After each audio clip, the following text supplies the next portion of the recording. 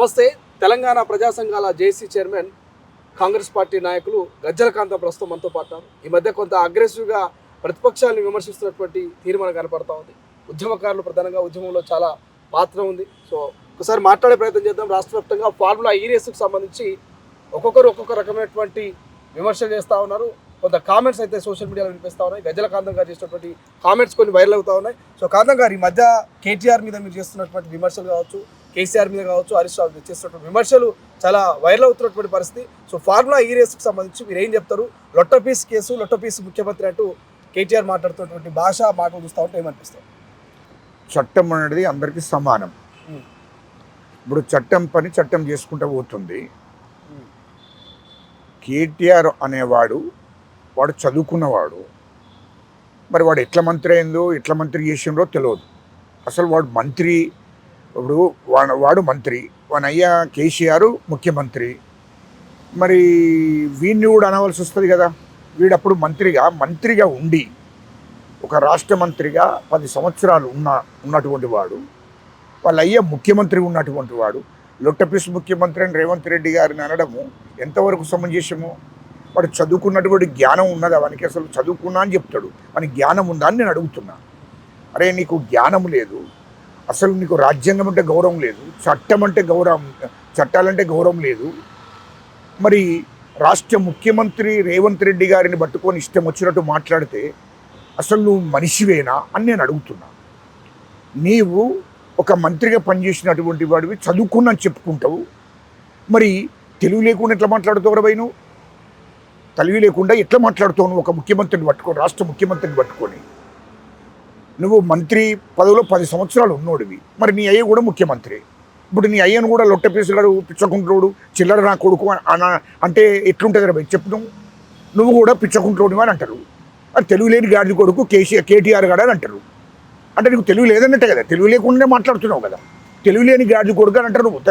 తెలంగాణ ప్రజలందరూ కూడా అది గుర్తుపెట్టుకొని నువ్వు మాట్లాడే ముందు ముఖ్యమంత్రి రేవంత్ రెడ్డిని, మీ పార్టీ నాయకుడు ముఖ్యంగా రేవంత్ రెడ్డిని ఇన్ని విమర్శలు చేస్తూ ఉంటే, ప్రభుత్వం మీద ఇంత కామెంట్ చేస్తూ లొట్టపీస్ అంటే ఉంటే ఏం చేస్తున్నట్టు కేంద్ర మంత్రి బండి సంజయ్ అడుగుతారో మీరు ఏం చెప్పారు? ఒకటి నుండి మేము లొట్టపీసు అని అంటే వాడికి కేటీఆర్ అన్నటువంటి తెలివి లేని గాడిద కొడుకు, జ్ఞానము లేనటువంటి గాడిద కొడుకు. కాబట్టి వానికి ప్రజలందరూ గమనిస్తున్నారు. ఒక ముఖ్యమంత్రి రాష్ట్ర ముఖ్యమంత్రిని పట్టుకొని ప్రజలు 4 కోట్ల ప్రజలు ఎన్నుకున్న ముఖ్యమంత్రి రా భూషుడికే కేటీఆర్. నీకు చెప్తున్నా, 4 కోట్ల ప్రజలు ఎన్నుకున్నటువంటి మా ముఖ్యమంత్రి రేవంత్ రెడ్డి గారు. ఆయనను పట్టుకొని లొట్టపీసు ఇష్టం వచ్చినట్టు అహంకారంతో మాట్లాడకురా భయ్. నువ్వు అహంకారంతో మాట్లాడకు. నీ అహంకారం దిగుతుంది.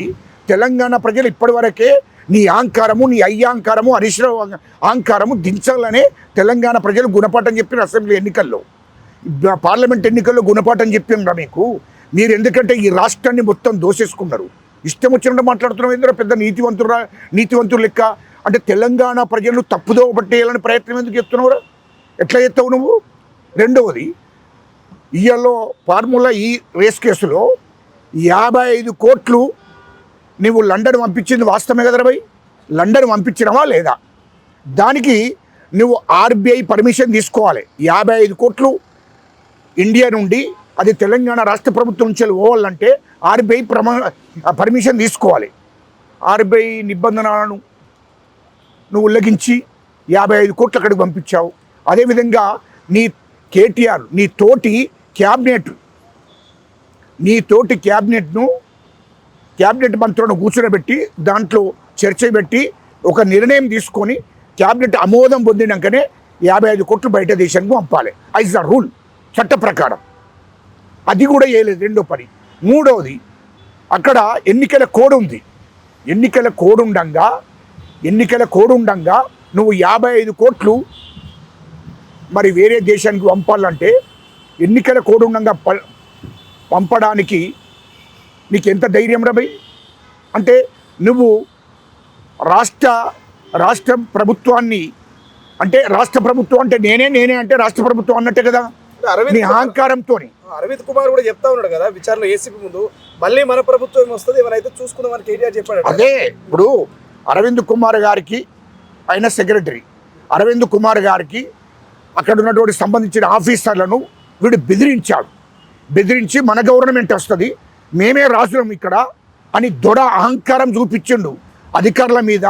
అక్కడ ఉన్నటువంటి ఐఏఎస్ ఆఫీసర్ మీద, అరవింద్ కుమార్ మీద అహంకారం చూపించి ఎన్నికల కోడ్ అడ్డం వస్తుంది, ఎన్నికల కోడ్ ఉండగా ఎన్నికల కోడ్ను ఉల్లంఘించినట్టు అవుతుంది అని ఐఏఎస్ ఆఫీసర్లు దానికి సంబంధించిన ఆఫీసర్లందరూ చెప్పంగా కూడా మళ్ళీ అధికారులకి మనమే అత్తము అని దురహంకారంతో, ఒక దుర్మార్గమైన ఆలోచనతోని వేరే దేశానికి పంపించాడు. హిందీ ఆఫీసర్లు ఒప్పుకోలేదు, ఇక్కడ అరవింద్ కుమార్ గారు కూడా ఒప్పుకోలేదు, చీఫ్ సెక్రటరీ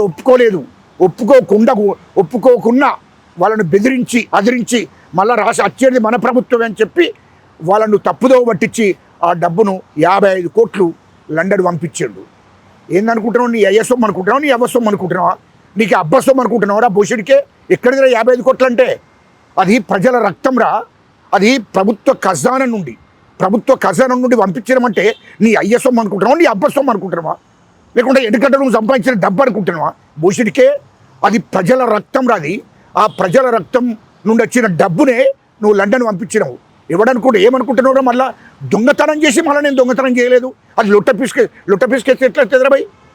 55 కోట్లు అంటే ఏమనుకుంటున్నావురా? అంటే నువ్వు అనుకుంటున్నావు 1,00,000 కోట్లు సంపాదించిన కదా, దాంట్లో ఆఫ్టర్లు 55 కోట్లు అనుకుంటున్నావురా? నువ్వు మొత్తం దోపిడీ చేసిందంతా, మీ కుటుంబం దోపిడీ చేసిందంతా మొత్తం బయటపడుతుంది. ఎందుకంటే కాంగ్రెస్ కేవలం అవినీతి కేసులు పెడుతోంది, అక్రమంగా కేసులు పెడతా ఉంది. సో అందుకే నిన్ను ఎన్ని ఎన్ని ఎన్ని ఎన్ని కేసులు పెట్టి ఎదుర్కొంటాం, కేసీఆర్ రక్తం నేను చావనైనా దస్తా కానీ తలవంచను అంటున్నాడు కదా కేటీఆర్. వాడు లుచ్చానా కొడుకు కేటీఆర్ అంటున్నాడు. అరే భూషుడికి నీకు ఐఏఎస్ ఆఫీసర్ అరవింద్ కుమార్ చెప్తున్నాడు, ఇది తప్పు జరిగింది. 55 కోట్లు కేటీఆర్ అప్పుడు మున్సిపల్ శాఖ మంత్రి, ఐటీ మంత్రి, ఇండస్ట్రీ మంత్రి కాబట్టి ఆయన చెప్పినట్టే మేము విన్నాం, మా మీద ఒత్తిడి తీసుకొచ్చిండు అని క్లియర్గా సంబంధించిన ఆఫీసర్లు సాక్ష్యం చెప్తున్నారు, ఐఏఎస్ ఆఫీసర్ చెప్తున్నాడు.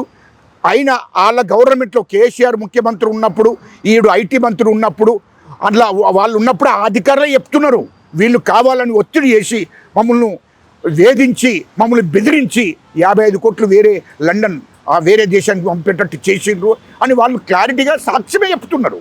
సాక్ష్యం చెప్పంగా కూడా ఇది లొట్టపీస్ కేసు, ఇది కేసు తప్పు అని ఎట్లా అంటావు? భూషణ్కే ఎట్లా అంటావు? ఏ విధంగా అంటావు? దానికి సమాధానం చెప్పాలి. ఫస్ట్ నీకు ఆర్బీఐ పర్మిషన్ ఉండదు, నీవు క్యాబినెట్ ఆమోదం ఉండదు, ఎన్నికల కోడ్ ఉండగా నువ్వు ఎట్లా డబ్బు పంపిస్తావు? ఎవడబ్బ సొమ్మని పంపించడం అని అడుగుతున్నాను నేను. దానికి ప్రజలకు సమాధానం చెప్పున్నాం. అక్రమ కేసులు కాకపోతే ఏసీబీ విచారణ తర్వాత తెలంగాణ భవన్కి వెళ్తున్నటువంటి కేటీఆర్ భారీ ర్యాలీగా పోయాడు, ట్రాఫిక్ ఉల్లంఘన చేసినని ఆయన మీద మళ్ళీ కేసు పెట్టారు. అక్రమ కేసు వాడికి అహంకారం బాగుంది. ఎందుకంటే 3,00,000 కోట్లు సంపాదించారు కదా, 1,00,000 కోట్లు సంపాదించడం మేము రాజులం అనుకుంటుండు వాడికి అహంకారం బాగున్నది. ఆడ పెద్ద దేశానికి స్వతంత్రం తీసుకొచ్చినట్టు, లేకుంటే తెలంగాణ వీడియో తీసుకొచ్చినట్టు, లేకుంటే ఏదో సాధించినట్టు ర్యాలీకి ఎట్లా పోతారో? భూషుడికే దొంగతనం చేసి కూడా నేను దొంగర కాదు అని అంటే ఏమన్నట్టారా? అది ప్రజలు చూస్తున్నారా భయ్? నువ్వు ర్యాలీ అయినంత మాత్రాన పోలీసు వాళ్ళు ఆ కేసు పెట్టి వీళ్ళు లోపటేయాలి. కక్ష సాధింపు ధోరణి కాంగ్రెస్ పార్టీకి లేదు, మా ముఖ్యమంత్రి రేవంత్ రెడ్డి గారికి లేదు. ఒకవేళ కక్ష సాధింపు ఆలోచన ఇట్ట మా ముఖ్యమంత్రి గారికి ఉంటే ప్రమాణ స్వీకారం అయినాక 2 నెలలకి విని తీసుకుపోయి లోపల దొక్కుతుండే, కానీ లోపటేస్తుండే. మా ముఖ్యమంత్రి కక్ష సాధింపు ధోరణి అవలంబించడం లేదు. మా ముఖ్యమంత్రి గారు ప్రజా పరిపాలన, ప్రజలను ఎట్లా ప్రజా పరిపాలన ఎట్లా చేయాలి, ప్రజల కోసం ఎట్లా పనిచేయాలనే ఆలోచనతో ముందుకు పోతున్నాడు. కానీ రాష్ట్ర ఖజానాను లాస్ చేసిపోయినారు మాజీ ముఖ్యమంత్రి కేటీఆర్, హరీష్ రావు. ఎందుకంటే 7 లక్షల కోట్లు అప్పు చేసిండ్రు రాష్ట్రానికి. 7 లక్షల కోట్లు అప్పు చేసి దాంట్లో 3 లక్షల కోట్లు వీళ్ళు దోసుకున్నారు. 3 లక్షల కోట్లు దోసుకున్నారు. ఎందుకంటే ఇది ఒక్కటే కేసు కాదు, ఇంకా చాలా ఉన్నాయి. విచారణ జరుగుతుంది.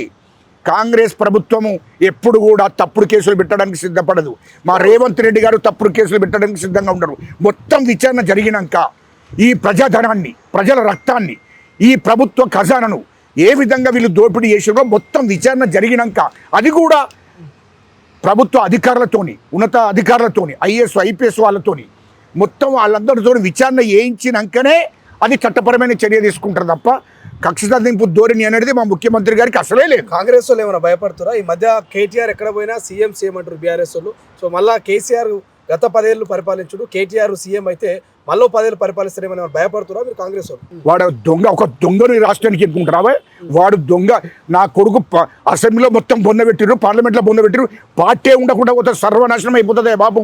టీఆర్ఎస్ పార్టీ తెలంగాణ రాష్ట్రంలో ఉండకుండా పోతుంది. తెలంగాణ నుంచి వాళ్ళని తరిమేసి టీఆర్ జైలుకు పోతాడంటే మీరు వాడేవాడు ముఖ్యం. ఎవడా ముఖ్యమంత్రి? చెప్పు పట్టుకుంటాడు ఉండాలి లాంటి కొడుకును. ఎవడన్నాడా వాడు? తెలంగాణ ప్రజలు 4 కోట్ల ప్రజలు 100కి 90% ఎస్సీలు, ఎస్టీలు, బీసీలు, మైనార్టీలు చెప్పులు అందుకొని కొట్టి రాష్ట్రం నుంచి తరిమెత్తారు. కేటీఆర్ కానీ, హరీష్ రావు కానీ, కేసీఆర్ కానీ. మీకు తెలియదు అది. ఎందుకంటే ప్రజల రక్తాన్ని విండినరు 10 ఏళ్ళ. ప్రజల రక్తాన్ని మొత్తం రక్తాన్ని తాగినరు. ఇయల్లో 3 లక్షల కోట్లు ఎట్లా వచ్చినాయే? లండన్లో కవితకు అక్కడ రాజులు పరిపాలించిన ఇల్లును ఎట్లా కొన్నదా? అక్కడ లండన్లో పెద్ద ఇల్లు కొన్నది కవిత. ఆ డబ్బు ఎక్కడిదే? కవితను కూడా సీఎం అంటారు కదా. అదే ఆ డబ్బు ఎక్కడిది? నేను అడిగిన దానికే జవాబు చెప్పాలి. వాళ్ళు లండన్లో వాళ్ళు వ్యాపారం బిజినెస్ చేస్తున్నారు. అక్కడ 1000 కోట్లు పెట్టిర్రు. ఆ డబ్బు ఎక్కడిదే? అక్కడ లండన్లో ఇల్లు కొన్నది. రెండోది దుబాయ్లో 2 ఇండ్లు కొన్నది. ఇది వాస్తవం కాకపోతే చెప్పు అనుండి. ఇది వాస్తవాలు ఉండేనే మాట్లాడుతున్నా, నేను అబద్ధాలు వేయడంలే. ఇది వాస్తవాలు చెప్తున్నా. దుబాయ్లో 2 ఇండ్లు కొన్నది కవిత. 100% ఆధారాలతో సహా తెప్పిస్తా నీకు. ఆ ఇండ్లు కొన్న రిజిస్ట్రేషన్ పేపర్లు కూడా తెప్పిస్తా, తొందరపడకుండా. ఆ ఇండ్ల కాడికి మీ మీడియా ఎత్తారంటే నేను దుబాయ్ తీసుకుపోతాను మిమ్మల్ని అందరూ. నేను వాళ్ళ ఇళ్ళ కాడి ఆమె కొన్న ఇళ్ళ కాడికే తీసుకుపోతా. 500 కోట్లతో కొన్నదే బాబు.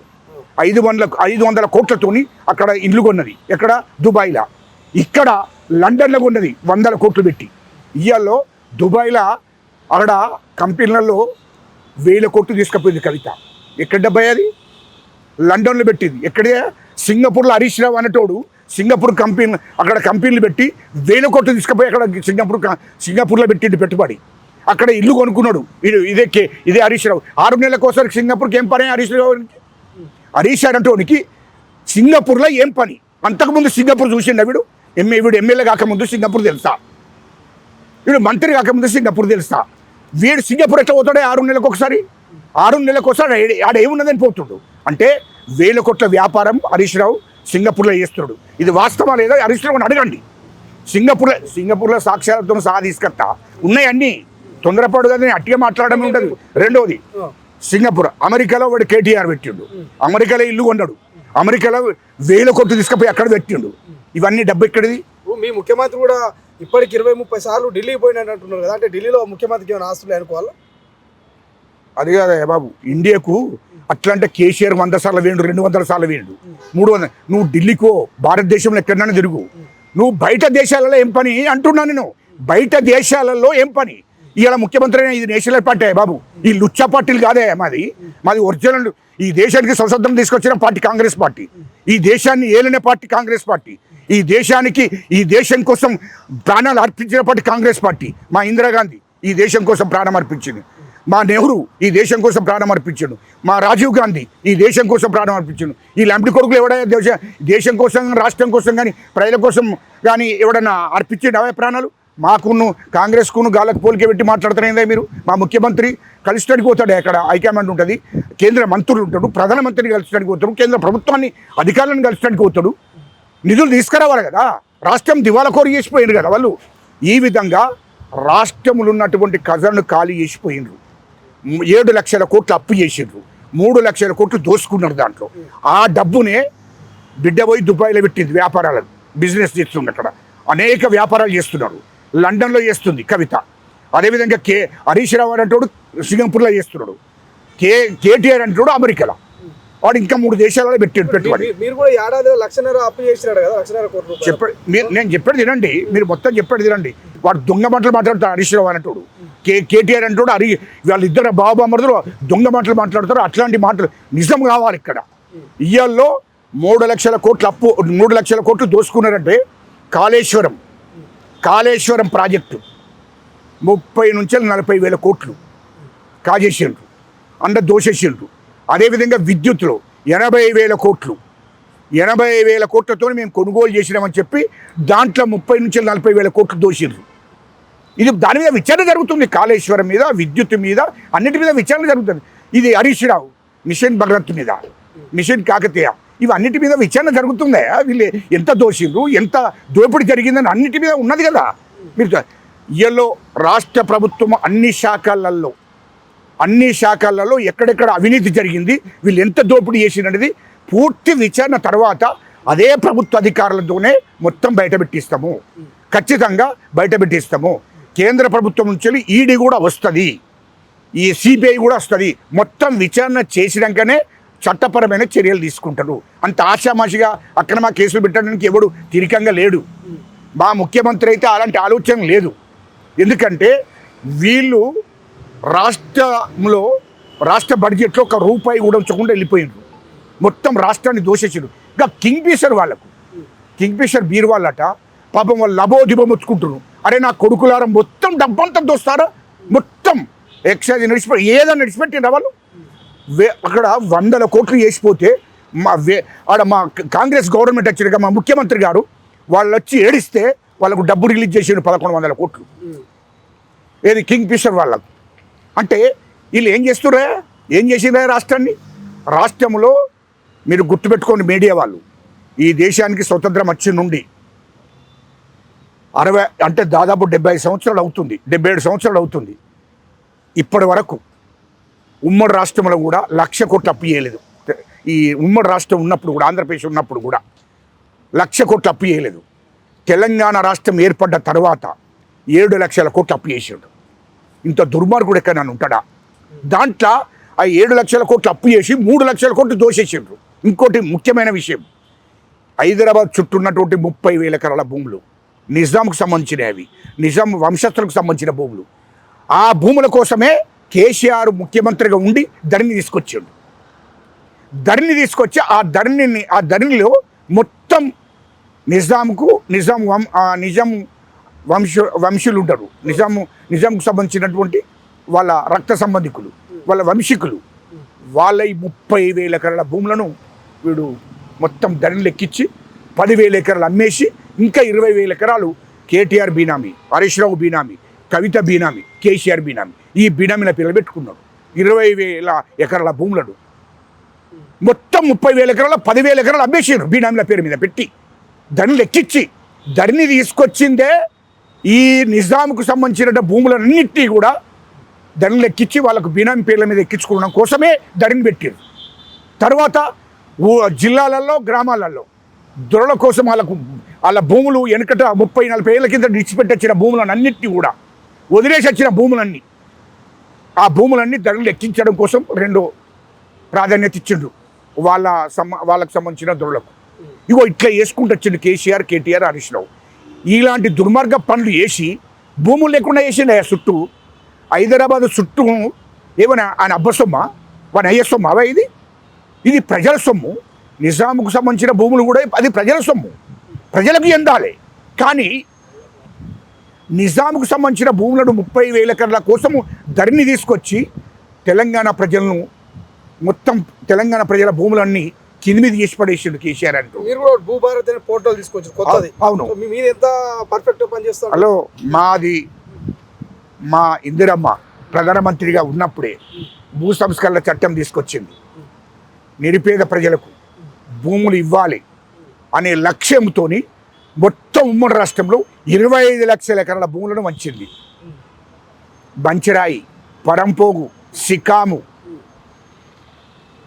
వీటి పేర్లో ఉన్నటువంటి భూములన్నీ కూడా ఎస్సీలకు, ఎస్టీలకు, బీసీలకు, అణగారిన కులాలకు భూమి లేనటువంటి బిడ్డకు అందరికి కూడా గ్రామాలలో 5 ఎకరాలు, 2 ఎకరాలు, 3 ఎకరాలు ఇట్లా భూములు వంచింది కాంగ్రెస్ పార్టీ. భూ సంస్కరణల చట్టం తీసుకొచ్చిందే కాంగ్రెస్ ప్రభుత్వం.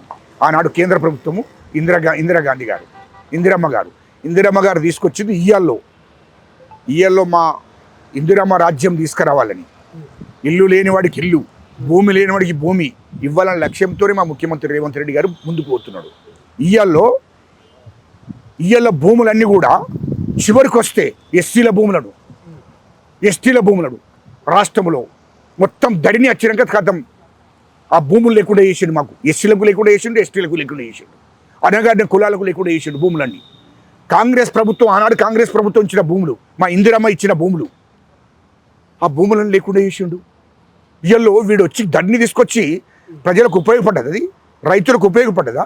మొత్తం భూములన్నీ వాళ్ళు మొత్తం కబ్జాలు పెట్టిండ్రు. మొత్తం రియల్ ఎస్టేట్ అంతా వాళ్ళ చేతిలోకి వెళ్ళిపోయింది. కేటీఆర్, కేసీఆర్, హరీష్ రావు వాళ్ళ చేతిలోకి వెళ్ళిపోయి వాళ్ళ అనుచర వర్గం వాళ్ళ సామాజిక వర్గానికి సంబంధించిన వాళ్ళే వ్యాపారాలు చేసారు. అందుకోసమే ఒక్కొక్కడు 100 కోట్లు సంపాదించాడు.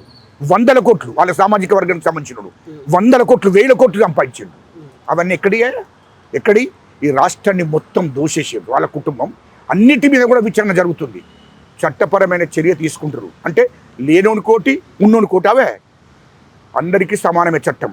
కాబట్టి చట్టపరమైన చర్య తీసుకుంటుంది. అన్నిటి మీద విచారణ చేసినాకనే, విచారణ చేయకుండా కాదు, అన్నిటి మీద విచారణ చేసినాక చట్టం పని చట్టం చేసుకుంటూ పోతుంది. దాంట్లో నేను పెద్ద నీతిపరుణ్ణి అదేమో అంటుండు మొన్న. నేను చావనని దేనికి చదువురా భయ్? తెలంగాణ ప్రజలకు నీకేం సంబంధం రా? అవు కేటీఆర్, నీకు తెలంగాణ ప్రజలకు ఏం సంబంధం రా భయ్ చెప్పు. చెరిపేసుకొని వస్తామంటారు కదా. అరే వాడు దొంగనే, వాడు కేటీఆర్ అంటూ దొంగ. వాడు ఇక్కడ అండర్ గ్రౌండ్ లో 5 అంతస్తుల ఇల్లు కట్టిండే. ఎక్కడి నుంచి వచ్చినాయా? కవిత 180 కోట్లతో ఇల్లు కట్టిందా ఇక్కడ? వాడు ఎక్కడి నుంచి వచ్చిందయ్యా?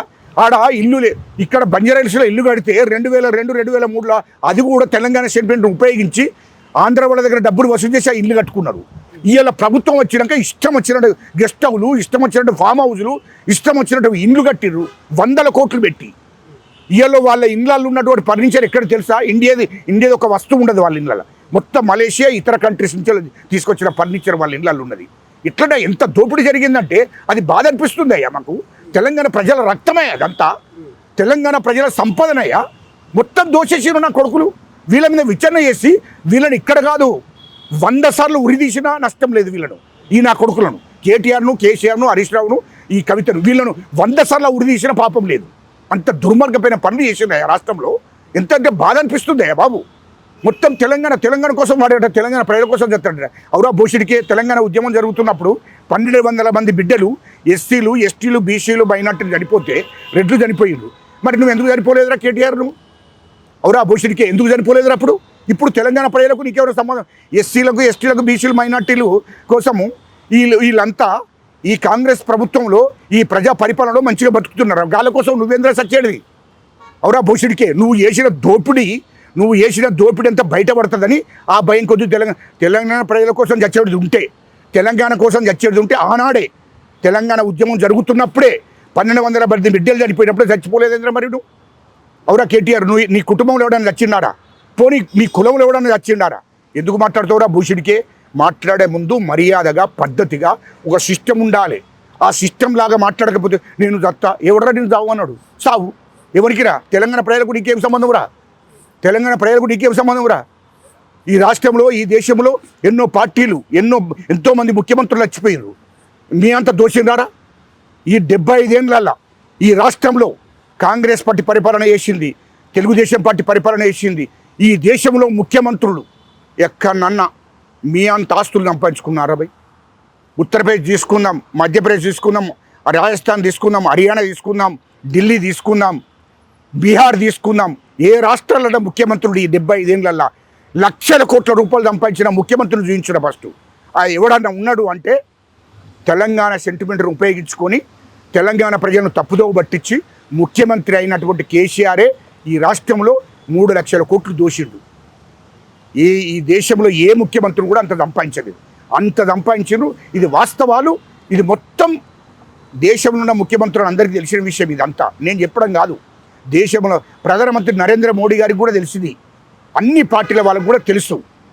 ఇక్కడి నుంచి వచ్చిన ఇంత డబ్బు హంగామా ఇష్టం వచ్చినట్టు పరిపాలన చేస్తారు. ఎవడ అబ్బసం అనుకుంటున్నారా? నీ తాత ముత్తాలు అనుకుంటున్నావు, నీ అయ్యేది అనుకుంటున్నావు, నీ అవ్వదు అనుకుంటున్నారా? మీరు ఎక్కడిదా ఈ డబ్బంతా ఎక్కడి నుండి వచ్చింది అనుకుంటున్నారా భయ్? మొత్తం తెలంగాణ ప్రజలను దోసుకున్న డబ్బే.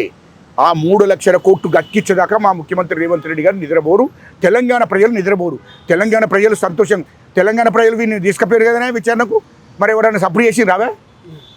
వీడిని కేటీఆర్ని తీసుకుపోయారు కదా, ఎవడైనా బయటకు వచ్చిండా? అరే భూషుడికే మీరు దొంగలని తెలంగాణ ప్రజలందరికీ తెలుసు. తెలంగాణ ప్రజల కోసం నువ్వు చచ్చడం అవసరం లేదు. మొదలు ఈ తెలంగాణ ప్రజల రక్తాన్ని మింగినరు, తెలంగాణ ప్రజల కష్టాలను దోషిండ్రు, తెలంగాణ ఆస్తులను దోషిండ్రు, తెలంగాణ ప్రజల ఆస్తిని దోషిండ్రు. కాబట్టి అవన్నీ మొత్తం రిటర్న్ అక్కించేదాకా నిద్రపోయించడం లేదు. ఇప్పుడు మీరు చెరపల జైలుకి కాదు, తిహార్ జైలుకి పోతారు. మీరు తండ్రి కొడుకులు కేసీఆర్, కేటీఆర్, హరీష్ రావు, కవిత మళ్ళొక్కసారి తిహార్ జైలుకు పంపితేనే కరెక్టు. లేదు అంటే తెలంగాణ ప్రజలు లక్షల మంది చెప్పులు తీసుకొని వచ్చి మిమ్మల్ని ఈ రాష్ట్రం నుంచి ధర్మేశ రోజులు కూడా దగ్గరికి వస్తున్నాయి. జాగ్రత్త చెప్తున్నాను.